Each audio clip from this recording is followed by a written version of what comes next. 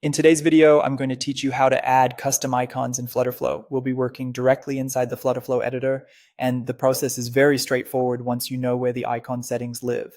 The goal here is to import your own custom icon set so it can be used inside your project just like other icons. To begin, go to FlutterFlow. Once you're there, open your project inside the FlutterFlow editor. Make sure you're in the correct project before continuing, since the custom icons you add will be saved to that specific app. After the project loads, look to the far left navigation menu and click on Theme Settings.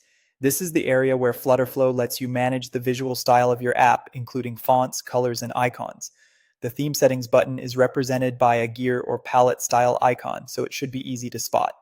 Inside Theme Settings, select Typography and Icons. This section combines text styling and icon management, so if you don't immediately see the icon options, just stay in this tab and keep scrolling. Next, scroll down until you reach the Custom Icons section. In that area, click the Add Icons button. This opens the import flow for bringing your own icon pack into FlutterFlow. Now click Upload Icon File and choose your extracted TTF font file. This file contains the actual icon font data, so it's the core file FlutterFlow needs in order to display your custom icons. A helpful tip here is to make sure the file has already been extracted if it originally came in a compressed folder. After that, click Upload Icon Info and select the matching Dart file.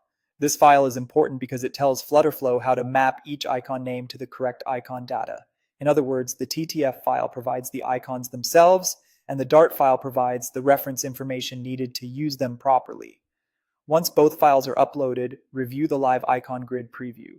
This preview helps you confirm that the icons are rendering correctly before you save anything. Take a moment here to scan through the set and make sure the symbols appear as expected. If something looks off, it usually means the wrong file was selected or the files don't match. If everything looks good in the preview, click Add Icons to save. Your custom icons will now be added to the project and available for use in FlutterFlow.